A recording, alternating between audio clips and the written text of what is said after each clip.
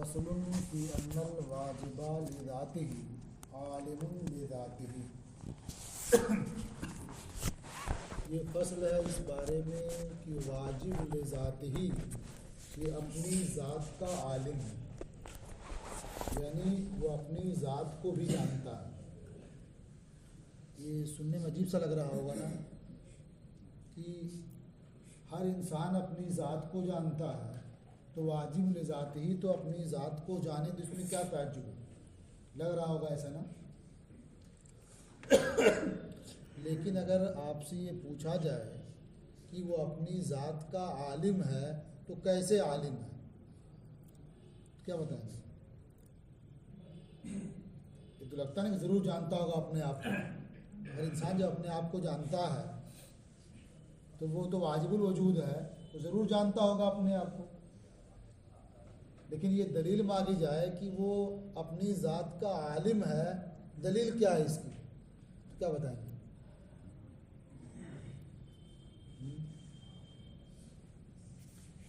पहले ये समझना पड़ेगा कि कोई किसी बात को जानता कैसे है, समझ रहे हैं ना, इल्म होता कैसे है।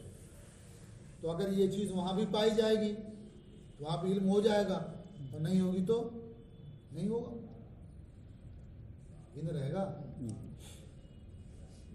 इल्म में होता क्या है कि जो इदराक करने वाला है वो भी मादे से मुजर्रद होता है।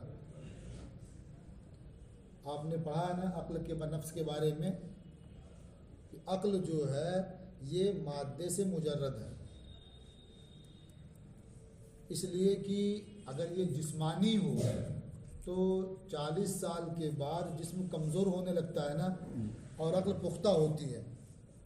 तो अगर ये जिस्मानी होती अक्ल भी, इसका ताल्लुक़ जिस्म से होता तो अक्ल भी ना कमज़ोर होती, अक्ल पुख्ता नहीं होती ना। लेकिन 40 के बाद अक्ल और पुख्ता होने लगती है। सुबह इस पर हुआ था कि आदमी एकदम बूढ़ा हो जाता है तो अक्ल भी तो कमज़ोर हो जाती है। तो जवाब भी दिया गया था उसका ना, अक्ल क्यों कमज़ोर हो जाती है उस वक्त? बुढ़ापे में अक्ल क्यों कमज़ोर हो जाती है?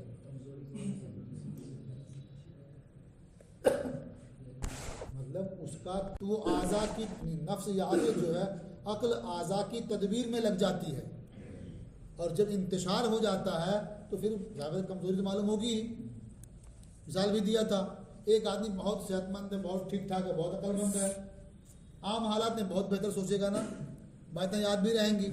लेकिन चंद हवादिस जमा हो जाएं तो अक्ल काम करेगी उसकी? है तो वही। अब चूंकि अक्ल कई तरफ लग गई ना, वो हादसा उसके बारे में सोच रही है, इधर काम उधर सोच भी रही अक्ल, तो अक्ल बढ़ गई ना कई तरफ, तो लगता अक्ल काम नहीं कर रही है आज। तो बुढ़ापे में यही होता है। लेकिन इतनी बात तो तय है ना कि अक्ल जो है ये मादे से मुजर्रद है, वो जिस्मानी नहीं है।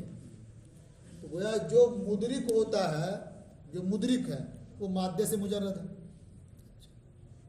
और जिस चीज़ को आदमी जानता है, जो मालूम है, जो मुदरक है, उसके लिए भी ज़रूरी है कि मादे से मुजर्रद होकर के मौजूद हो।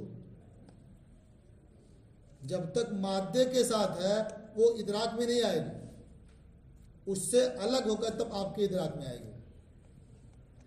जैसे डिस्क इतना बड़ा है ना, तो क्या आपके दिमाग में डिस्क जाएगा? सर तो इतना बड़ा है और उसमें दिमाग और छोटा सा कहीं होगा, और डिस्क इतना बड़ा है ना, जाएगा आपके दिमाग में। लेकिन इल्म है ना इसका, तो जो मादा है इससे आपने अलग किया उसको, समझ गए ना। जो इससे अलग हुआ यानी इसकी शक्ल सूरत हैत बनावट जो इस मादे से अलग हो गई, वही ना आपके जहन में गई। तो दो बातें हुई ना, एक ये है कि मुदरिक ये मादे से मुजर्रद होता है, और जो मुदरक है वो भी मादे से मुजर्रद होता है। और जब यही मुदरक मुदरिक के पास पहुंच जाता है, उसी का नाम इल्म है, उसी का नाम इल्म है। इसे ये मुदरक समझिए है, इसका इदराक किया गया ना, तो इसकी जो हयात और सूरत है इससे निकली, ये नहीं अलग बनी सूरत ना हो, वो तो मादे से मुजर्रद है ना। जब वही आपकी अक्ल के पास से चीज़ पहुंचती है, आपको इल्म हो जाता है।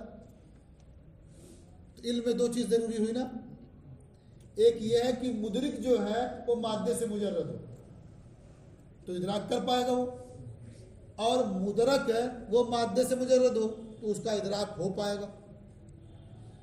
ये दो चीज़ें इल्म के लिए ज़रूरी होती हैं। जहाँ ये बातें होंगी वहाँ इल्म होगा, और जहाँ ये बात नहीं होगी वहाँ इल्म नहीं हो सकता। तो वाजिब लिज़ात ही के बारे में पढ़ चुके हैं ना, वो मादे से मुजर्रद है, पढ़ चुके हैं ना, तो मादे से मुजर्रद है वो मुदरिक है। तो जब उसकी ज़ात मादे से मुजर्रद है तो मुदरिक है, और उसकी ज़ात उसके पास मौजूद है कि नहीं, मौजूद है तो मुदरक भी है। और जब मुदरिक और मुदरक जमा है, इल्म से माने क्या चीज़ हो सकती है, कोई माने नहीं है ना। लिहाजा वाजिब ले जाते ही अपनी ज़ात का आलिम है। समझ में आ रही है? जितनी भी चीज़ें होती हैं ना, आयन कभी अक्ल में नहीं आता, वरना मालूम कहीं आग लगी है और उसके बारे में सोच लें अक्ल में आ जाए तो आप सलामत रहेंगे, तो ख़त्म हो जाएंगे फौरन हैं। तो मालूम क्या हुआ कि जो आपके जहन में आ रहा है, जिसका आपने इदराक किया है, वो मादे से मुजर्रद है तो आग ही, उसके अंदर जलाने की सलाहियत नहीं है, लेकिन आग ही है वो, खूब शोले उठ रहे हैं उसमें, जहन में वैसे ही है ना, जैसे आपने खारिज में देखा है जहन में वैसे ही, लेकिन मादे से मुजर्रद है, और जो बाहर है वो मादी है। समझिए ना। तो जब वाजिबुल वजूद के लिए भी ये दोनों चीज़ें साबित हैं, मुदरिक भी है मुदरक भी है, तो फिर क्यों नहीं इल्म होगा, हो जाएगा ना जी। इतना समझा गई। लेकिन यहाँ एक बड़ा इश्काल ये है कि इसका मतलब वाजिब लिज़ात ही जो है ये दो चीज़ों का मजमूआ है, एक मुदरिक है और एक मुदरक है, दो चीज़ें ना होती हैं, तो वहाँ भी ये दो चीज़ें होंगी, मुदरिक और मुदरक, तो मुरक्कब हो जाएगा वो, क्यों भाई उसकी ज़ात उसके पास मौजूद है, तो एक ज़ात हुई, एक वो हुआ, दो चीज़ मालूम हुई रहने, एक वो मुदरिक है और ज़ात मुदरक है, दोनों एक साथ मौजूद हैं, मुरक्कब हो गया ना। क्यों ये शुबहा हो सकता है, इस शुबहे के इजाले के लिए एक हिदायत मौजूद है। शुबहा एक तरह से गुमराही है ना, उसे निकालने के लिए हिदायत चाहिए ना, तो एक हिदायत भी है। आप ये बताएं कि हर नफ्स जो है, हर नफ्स को अपना अपना इदराक है ना, तो क्या हर आदमी के अंदर दो नफ्स है, एक नफ्स मुदरिक एक नफ्स मुदरक? नहीं है ना। मालूम हुआ कि ये दो होना तो चाहिए, लेकिन दोनों वाक़े में हकीकत में अलग अलग हों ये ज़रूरी नहीं है, बल्कि अगर एतबारी फ़र्क भी कर सकें तो काफ़ी है ना, एतबारी फ़र्क भी काफ़ी है। जैसे समझने के लिए एक आदमी खुद अपना इलाज करे, कर सकता है कि नहीं? खुद लोग अपने आप को लगा लेते हैं इंजेक्शन, कभी देखा है? जो इंसुलिन वगैरह लेते हैं ना, वो तो रोज़ करते रहते हैं काम। जो इंसुलिन लेते हैं, शुगर बहुत ज़्यादा हो जाता है, तो वो कहाँ जाएंगे डॉक्टर के यहाँ रोज़, तो अपना अपने लगा लेते हैं वो, ये आम बात है। तो जाहिर बात है कि इंजेक्शन जो देगा वो डॉक्टर ना होगा, और जिसको देगा वो मरीज़ होगा, दो ना होंगे, एक डॉक्टर एक मरीज़, दोनों होना चाहिए। लेकिन ये क्या ज़रूरी है कि दोनों अलग अलग खारिज में रहें, एक जिहत से आदमी डॉक्टर हो, एक जिहत से मरीज हो सकता है कि नहीं जी। तो जिस जिहत से इंजेक्शन दे रहा है अपने आप को डॉक्टर है, और जिस जिहत से इंजेक्शन ले रहा है वो बीमार है, ऐसा हो रहा है कि नहीं जी। तो मालूम हुआ कि दो होने के लिए ये ज़रूरी नहीं है कि वाक़े में अलग अलग दो हों, तो वाक़े में जो अलग अलग होता है तरकीब होगी। और यहाँ महज एतबार तो कह सकते हैं ना कि वो मुदरिक भी है मुदरक भी है, वो अपनी ज़ात का आलिम है, तो आलिम भी है मालूम भी है, हो सकता है ऐसा कि नहीं? इसमें क्या इस्तेहाल है, तरकीब लाजिम आएगी इससे? बिल्कुल नहीं। फसलुन फी अन्नल वाजिबा लिज़ातिही आलिमुन बिज़ातिही, ये फसल है इस बारे में कि वाजिब लिज़ात ही अपनी ज़ात का आलिम है, लिअन्नहु मुजर्रदुन अनिल माद्दा, इसलिए कि वाजिब लिज़ात ही माद्दा से मुजर्रद है। वकुल्लु मुजर्रदुन अनिल माद्दते मुदरिकुन, और जो माद्दे से मुजर्रद होता है मुदरिक होता है। समझ चुके हैं आप। बहुवा आलिमुन बिज़ाती, तो ये मुदरिक है तो अपनी ज़ात का आलिम है। क्यों? लिअन्ना ज़ातहु हासिलतुन इंदहु, इसलिए कि उसकी ज़ात उसके पास मौजूद है। जब मुदरिक के पास मुदरक मौजूद है इल्म तो हो ही जाएगा। वयकूनु आलिमन बिज़ातिही, तो वाजिब लिज़ाती अपनी ज़ात का आलिम होगा।